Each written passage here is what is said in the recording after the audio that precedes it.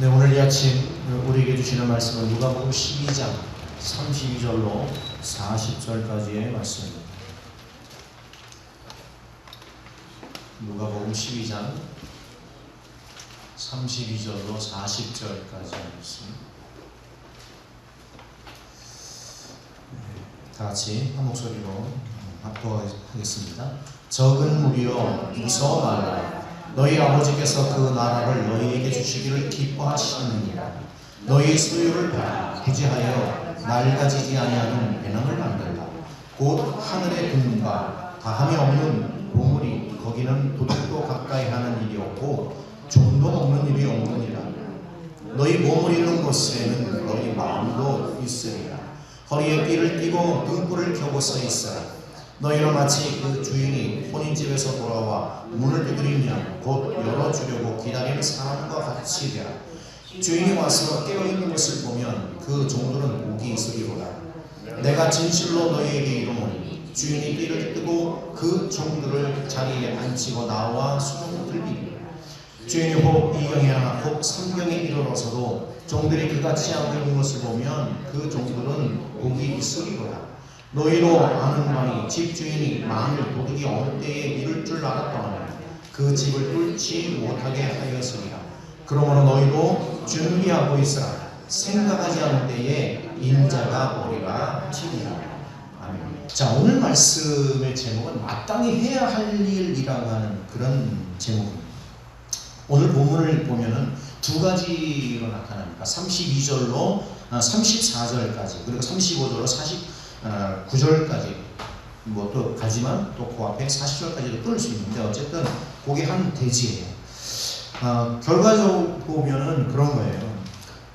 어떤 하나님의 은혜라고 하는 것을 의지하는 그 인생은 어떤 인생이냐라고 합니다. 그래서 하나님 당신의 나라를 위해서 이 땅에서 준비되어지고 있는 그런 것에 대해서 동참하고 있는 하나님의 백성에 대해서 기뻐하신다라고 합니다.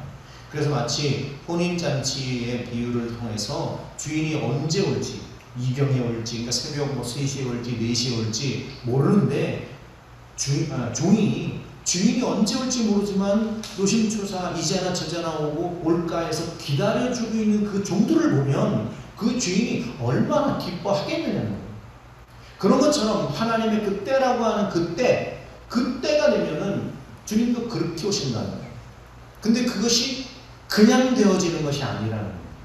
잘 준비하고 있는 사람이 그 칭찬을 받을 만한 것이고 잘 준비된 사람만이 그 은혜를 그 축복을 받을 자격이 있다라고 하는 것을 말씀합니다. 그래서 오늘 말씀에서 좀 더 세부적으로 보면 하나님께서는 이 땅에 있는 그 모든 존재 자체들을 하나님 그 영역 안에 다 두고 있습니다. 그래서 하다못해 들판에서 자라는 하나님 보잘것없는 그 들풀조차도 하나님께서는 그 들풀을 통해서 무언가 기대하시는 바가 있다 이렇게 말씀하죠. 그것이 뭐냐면 하나님 나라는 그 어떤 것도 하찮은 존재, 보잘것없는 존재, 없어져야만 하는 존재가 없다는 겁니다. 그렇기 때문에 우리가 생각하지 못하는 것조차도 하나님께서는 우리가 준비되어지기를 원하고 그래서 그 준비된 것을 통해서 하나님의 역사를 이루어가기를 오늘도 우리를 통해서 기대하신다라고 하는 거죠.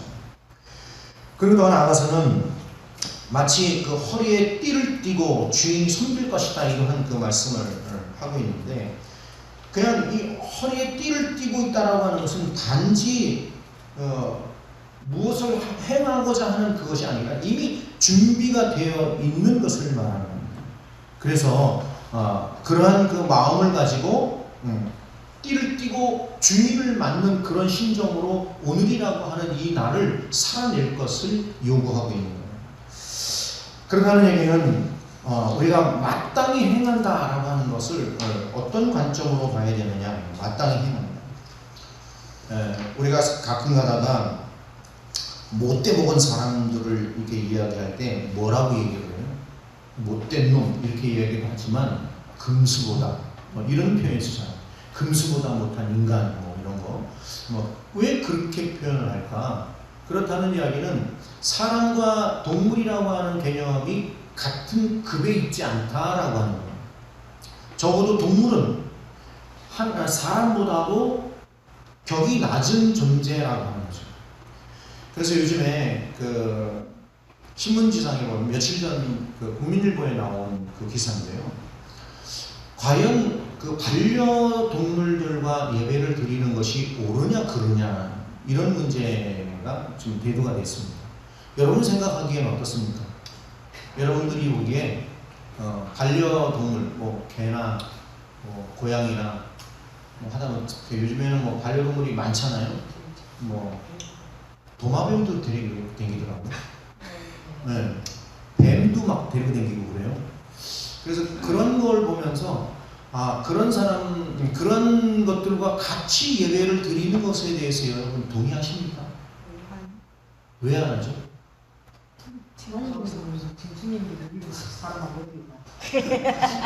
자, 하나님께서 노아를 통해서 방주를 만드시고 그 방주 안에 모든 동물들을 넣으라 하셨습니다. 그러면 거기서 40주야를 머물게 되는데 노아는 동물들과 함께 하나님을 예배했을까요? 했을까요? 네? 했을까요? 했을까요?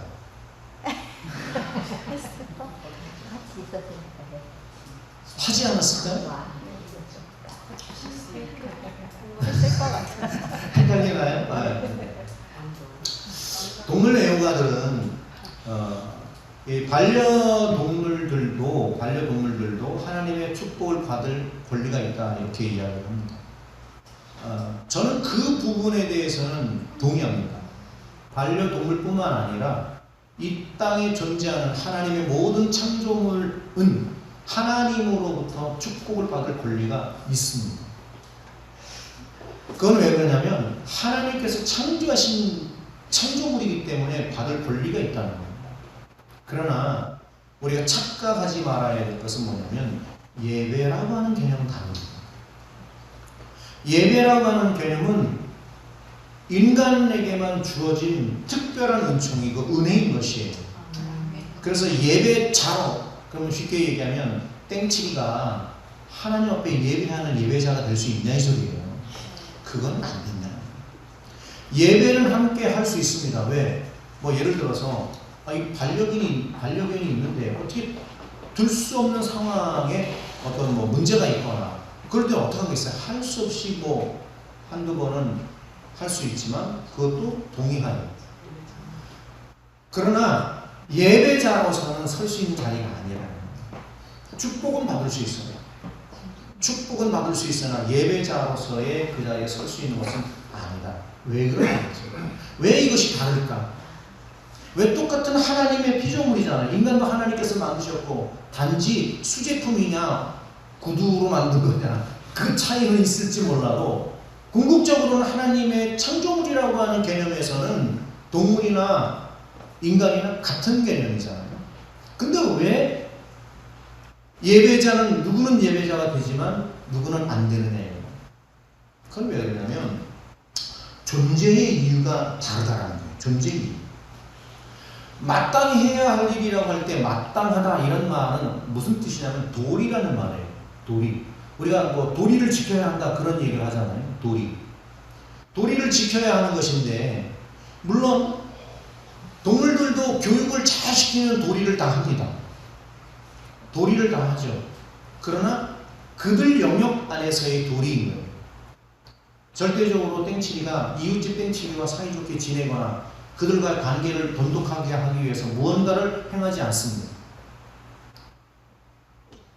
옆집에 있는 나비가 우리 집에 있는 나비와 뭔가 화친을 맺기 위해서 뭔가 우호를 쌓고 적금을 들고 보험을 들고 개를 들고 하지 않는다는 거예요. 왜냐하면 이 동물들이라고 하는 존재 자체가 다르다는 거예요. 그러나 인간은 다르다는 거예요. 그러니까 인간과 다르다는 그런 개념이죠. 그래서 마땅히 해야 하는 그 일, 도리라고 하는 그 개념. 도리라고 하는 게 뭐냐면 행동이나 어떤 대상 따위가 어떤 일정한 조건에 어울리도록 하는 그 행위를 갖다가 도리라고 말합니다. 그러니까 뭐 쉽게 풀면 그거예요. 돌이다 그러면 우리 모든 사람들이 봤을 때 아 그래 그 정도는 해야지. 그렇지 그거 그렇게 하는 게 맞지 라고 모든 사람이 옳게 여겨지는 그 행동을 도리라고 하고 그것을 마땅히 행할 것이라고 그렇게 이야기합니다. 근데 땡치를 아무리 교육을 시킨다고 그래도 밥을 스스로 해먹지 않죠. 설거지하지 않고요. 대소변 지가 알아서 치우고 갈지 않습니다. 개념이 다르다는 거예요. 개념이. 그렇기 때문에 동물과 인간의 어떤 그 관계에서 볼 때 하나님으로부터 축복을 받는 개념은 같을 수 있으나 그러나 하나님을 섬기는 차원에서의 이 동물과 인간이 같을 수는 없다는 거예요. 그래서 동물이나 인간이나 모두가 하나님으로부터 축복을 받을 기회와 은혜를 받을 기회는 동일하게 부여받을 수 있는 기회가 있으나 하나님을 섬기고 하나님을 찬양하고 하나님을 예배하는 그 관점에서는 아니라는 거예요. 왜냐하면 예배라고 하는 것이 단순히 우리가 이러한 모임에 모이는 것만이 예배가 아니잖아요. 예배는 궁극적으로 뭡니까? 섬김이라는 뜻이 있어요. 그 하나님의 이름을 찬양하는 의미가 있어요. 그가 하나님 앞에 나의 모든 것을 드린다라고 하는 그 의미가 있어요. 그러면 땡치기가 예배를 드리면서 그 하나님 앞에 무엇을 내놓습니까? 헌신을 내놓고 섬김을 내놓고 나눔을 내놓고 해야 돼요. 그게 예배예요. 아니거든요. 그거는 왜 그러냐면 존재라고 하는 개념이 다른 부류이기 때문에 그렇습니다. 그들은 하나님의 말씀처럼 이 땅에서 생육하고 번성해야 할 책임도 있지만 그들은 인간을 위한 것이고 하나님을 위한 존재인 거예요. 그러니까 하나님께서 만든 모든 피조물은 인간을 제외한 모든 것은 인간을 위하고 하나님을 위해서 존재하는 것들이에요. 그러나 인간은 오직 한 가지를 위해서 존재합니다. 누구를 위해서? 하나님을 위해서. 그래서 이게 개념이 다른 거예요. 이 개념이 다른 것을 자꾸 인간과 같은 개념으로 존재의 이유를 댄단 말이죠. 그러면 오류가 생길 수밖에 없다는 거예요. 그래서 그 신문에서도 보면 과연 이런 반려동물과 함께 예배하는 것이 옳으냐 그르냐 여러 가지 얘기를 하는데 그 개념 정리가 잘못되어 있더라고요. 그래서 제가 말씀을 드린 겁니다. 자, 그렇다면 우리가 이 예배를 통해서 마땅히 그 하나님 앞에 예배자로 서야 되는 그 문제가 있습니다. 그렇다면 오늘 우리는 하나님 앞에 마땅히 해야 할 것이 뭐냐는 마땅히 해야 할 것. 여기에 전제는 뭐였어요? 나는 예배자인가요? 나는 예배자인가요? 이것이 내 존재의 이유가 되어야 된다. 내가 오늘 왜 존재하는가? 내가 왜 오늘 여기서 살아 있어야 되며, 내가 왜 오늘 여기서 숨을 쉬고 있으며, 내가 왜 오늘 여기서 일을 하고 있으며, 먹고 있으며, 살고 있으며 라고 하는 그 모든 이유에 대해서 한 가지로 나는 이야기할 수 있어요. 뭐예요? 나는 예배자인가? 나는 살아계신 그 하나님을 위한 예배자인가에 대한 질문에 나는 답을 할 수 있어야 된다는 거예요. 그 답이 안 되면 존재라고 하는 것부터 부정하기 쉽습니다. 그래서 요즘에 유니섹스라고 하는 그 개념에 동성애 그런 개념이 많이 나오잖아요. 그건 존재를 부정하는 거예요. 왜 남성과 여성의 어떤 그 구별을 하냐? 그럼 뭐라고 얘기할까? 저는 궁금하더라고요. 그분들하고 좀 다퉈보진 논쟁을 해보진 않아서 잘 모르겠는데, 아니 남자를 남자라고 그러고 여자 그럼 바꾸든가 마음에 안 들면. 그럼 앞으로 남자를 여자라고 그러고 여자를 남자라고 하든가. 뭐 그런 용어가 뭐가 난 잘못인지 모르겠어요. 언제도 제가 한번 말씀드렸잖아요. 왜 여성을 비하하냐고 막 그런 얘기를 하죠. 그런 분들은. 그러면 바꾸라니까요. 그러면 애를 남자가 낳으면 만족한 거예요. 기본적인 것을 우리는 틀을 바꿀 수 있는 문제가 아닌데 틀을 바꾸려고 한다는 거예요. 동성애라고 하는 그 개념은 바로 그겁니다. 그러니까 남성이면 남성, 여성이면 여성인 존재가 서로 사랑한다는 거예요. 그래서 부부가 된다는 거예요. 부부의 정의가 뭐냐는 거예요. 마음에 와서 둘이 살면 부부냐? 그건 부부가 아니죠. 부부라고 하는 것은 남과 여, 즉 그게 무슨 암컷 수컷 개념일 수도 있습니다만은 서로 다른 성별이 만나서 존재를 남기는 것이 부부인 것이에요. 자기의 존재를 남기는 게 뭡니까? 자녀를 낳고 그 자녀가 또 자녀를 낳고, 이것이 뭐예요? 부부의 존재, 즉 남녀의 존재의 이유인 거예요. 그런 존재의 이유를 우리는 자꾸 왜곡시키는 거죠. 그게 성경의 본질인 거예요. 근데 그 성경의 본질적인 것을 하나님은 중성이라고, 하나님은 성이 없다고 이렇게 갖다 들이대면서 이야기하고 있다는 것이 참. 오늘 우리는 진정 하나님을 섬기고 하나님을 찬양하고 경배하는 예배자인가에 대한 문제입니다. 그 문제를 가지고 오늘 우리는 마땅히 무엇을 하기 위해서 어떻게 해야 되느냐, 어떻게 나는 예배자로 어떻게 서야 되느냐. 오늘 본문을 보니까 두려워하지 말라. 두려워하지 말라. 너희 아버지께서 그 나라를 너희에게 주시기를 기뻐하신다. 오늘 우리는 예배자로서 이 땅을 살아갑니다. 그러나 두려워하는 이유는 뭐예요? 오늘 제가 칼럼에도 이야기했지만 사람들이 방관하는 경우가 있고 참관하는 자가 있습니다.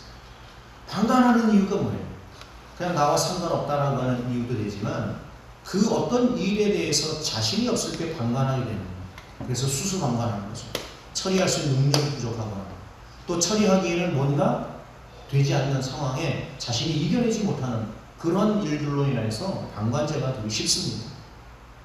그러나 그것을 깨트려야 된다는 거죠. 우리는 방관자가 되셔도 될 것이 아니고 우리는 적극적 참여자가 되어야 됩니다. 더군다나 하나님 앞에 예배자로서의 적극적 참여, 그 참여가 되어야 된다는 거죠. 그런데 두려움에 빠져서 참여자가 되지 못한다. 두려움에 빠지는 이유는 뭡니까? 내 스스로가 나약함이라고 하는 것을 증명해낸 것이 두려움에 빠지는 거예요. 우리가 뭔가 두려움을 극복해내고 이긴다라고 하는 것은 뭡니까? 준비되어 있는 자는 두려워하지 않아요. 그러나 준비되어 있지 않고 깨어있지 못한 자에게 있어서는 두려움이 오는 것이죠. 우리가 가끔 이렇게 깜짝 놀라게 하는 일들을 경험할 때가 있잖아요. 근데 누가 살금살금 오는 것을 보면 아무리 살금살금 와도 알죠. 근데 아무 생각 없이 넉넉히 있을 때 누가 깜짝 놀래키면 깜짝 놀라잖아요. 왜? 깨어있지 못한 것 같은 그런 현상입니다. 그런 것처럼 나는 어떻게 깨어있을 것이냐, 어떻게 두려워하지 않을 것이냐. 오늘 말씀을 보면 주머니를 준비하라. 주머니를 준비한다. 어떻게? 너희의 소유를 팔아 구제하며 낡아지지 아니하는 배낭, 주머니를 만들 것을 말씀하고 있습니다. 그 배낭이라고 하는 것이 뭡니까? 하늘에 든 바 다함이 없는 보물이 거기는 도둑이 또 가까이 하는 일이 없고 좀도 먹는 일이 없는 그곳에 두어지는 주머니입니다. 그런 주머니처럼 우리가 준비되어지는 그런 주머니가 있어야 된다는 거예요. 그래서 꺼냈어도 마르지 않는. 요즘에 우리가 수련회 갔다 오면서 막 부딪힌 일들이 있죠. 뭐 때문에 있어요? 좀 이렇게 마음을 넓게 쓰면 좋은데 그 마음들이 왜 이렇게 밴댕이 손을 딱 쥔지. 나를 닮으면 안 돼. 좀 주는 거에 인색하지 말고 나누는 것에 그냥 그런 문제. 주머니라고 하는 여기서 말은 그거예요. 꺼내도 나올 수 있는 그런 주. 마음의 넉넉함, 마음의 여유, 베품의 여유, 그런 여유를 좀 우리가 가져야 된다라는 거죠. 근데 그것이 그냥 됩니까? 어떻게 하라고 했어요? 너희의 소유를 팔아. 우리 집에 팔 것도 없는데요. 그런 의미가 아니에요. 내 가진 모든 것을 팔아서라도 그것을 얻고자 하는 그것이 필요하다는 거예요. 근데 그것을 오늘 본문에서 뭐라고 그래요? 마음이라고 얘기하잖아요. 마음. 네 마음이 어디 있냐는 거예요. 왜 내가 주머니에서 꺼내지 못하는 그 이유가 뭐냐는 거예요. 마음이 딴 데가 있다는 거죠. 보물이 있는 곳에 마음이 있다. 오늘 본문에서 말씀하죠. 내가 귀하게 여기고 값지게 여기고 소중하게 여기는 그것이 무엇이냐는 거예요. 그것이 돈인지 아니면 권력인지 명예인지 아니면 자식인지 왜 우리가 내려놓지 못한 이제는 내려놓으면서 더 내려놓음 이제는 지하를 뚫고 2층 3층 내려가야 된다 이런 우스갯소리도 오고 하지만 그 왜 그래요? 내려놓은 비움이라고 하는 것을 우리가 하지 못하기 때문에 어떤 시에서도 그런들 어떠하리 저런들 어떠하리 그런 시구도 있습니다만 우리는 그런 거는 아니에요. 이런들 저런들 다 좋아 어서 오시게 한잔하세요 이게 아니에요. 우리는 항상 맞닥뜨려지는 삶의 자리라고 하는 것을 넘어갈 수 있는 지혜가 필요한 거예요. 이겨낼 수 있는 능력이 필요한 거예요. 그 지혜와 능력을 어디로부터? 하나님이 주신 넉넉함을 통해서. 그게 뭐예요? 하나님의 그 보물, 우리는 하나님의 보물을 가졌잖아요. 말씀이라고 하는 하나님의 말씀의 그 권능이라고 하는 은혜라고 하는 것을 우리는 수없이 가슴에 품고 있다라고 말하면서도 실제로 꺼내어서 사용할 줄을 모른다는 거예요. 좀 사용하라는 거예요. 그거 왜 사용하는 거예요? 하나님 나라를 위해서 하나님 나라가 어디 있습니까? 저 위에 하늘? 그 몇백 미터 올라갑니까? 몇 킬로 올라가요? 그게 아니잖아요. 하나님의 나라는 내가 존재하고 있는 여기입니다. 내 마음이 하나님 나라일 수도 있잖아요. 내가 살고 있는 이 땅이 하나님 나라일 수 있습니다. 왜 그렇죠? 왜 그게 하나님 나라예요? 목사님 2단 아니십니까? 3단도 아닙니다. 하나님 나라라고 하는 것은 하나님의 통치가 미쳐지는 그곳이 하나님 나라입니다. 우리 마음에 하나님 통치하시잖아요. 우리가 살고 있는 이 땅, 이 세상 모두가, 온 우주가 하나님의 영역이 미쳐지는 그곳 아닙니까? 종말론적으로 하나님 나라라고 하는 개념하고는 다른 거예요.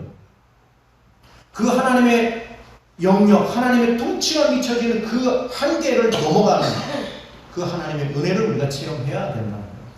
그래야만이 마음을 둘 수 있는 거예요. 거기에 마음을 둬요. 그래야 이겨낼 수 있어요.